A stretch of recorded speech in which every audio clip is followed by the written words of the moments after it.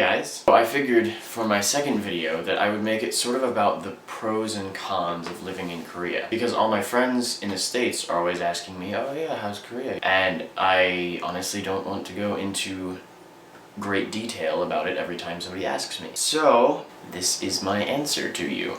Pro. The subway system in Korea is incredible. There's a lot of stuff to say about it, but I can't say enough.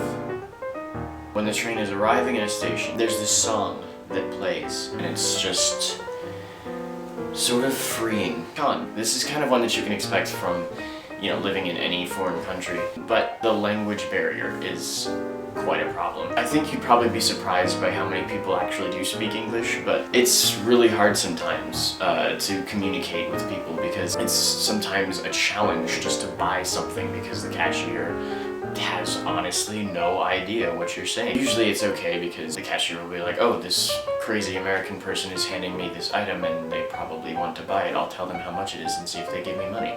But I had a friend and he left me, but he was here not too long ago, and his name is Joe. He speaks fluent English and fluent Korean. It's interesting to have a translator in the country where you live. It's also interesting to have your translator be a really, really good friend of yours. So it was really helpful to have a friend who went with you mostly everywhere and could talk to people because that's something that I couldn't do. Pro. The cultural experience of Korea. You'll never be able to compare an experience you've had in another country with one that you've had in America. I feel like this is probably something that, you know, applies to other countries as well. I'm just so used to America that I didn't know how interesting and different another lifestyle could be. Con. This one can sort of be counted as a pro as well, depending on the way you look at things, but I'm not a very adventurous eater, and that is not helpful in Korea. Also, I don't like seafood, which is also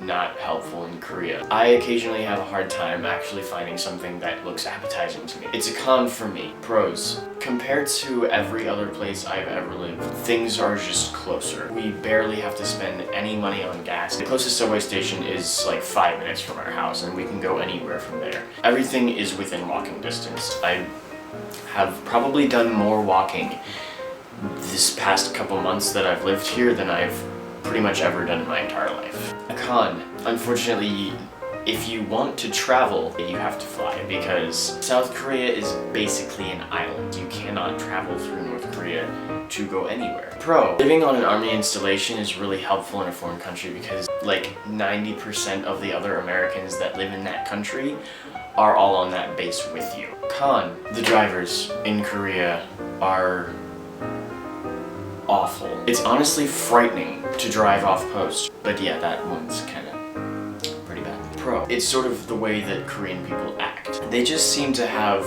a genuine respect for anyone around them. They just honestly want to help. It's sort of a breath of fresh air coming out of America. And don't get me wrong, there are plenty of nice people in America, but in Korea, basically anybody you come across, if you ask for help, they will genuinely be interested in helping you because they're just nice, sort of by default. That's basically all I'm going to say about it. I can honestly say I had a very hard time coming up with as many cons as I did because I really enjoy living in Korea. So far it's been an amazing experience and I anticipate it to continue to be. Anyway, thanks for watching. If you haven't already, go check out my other new video that I made with my very special friend. Subscribe, like, all that stuff, and I will see you guys next week.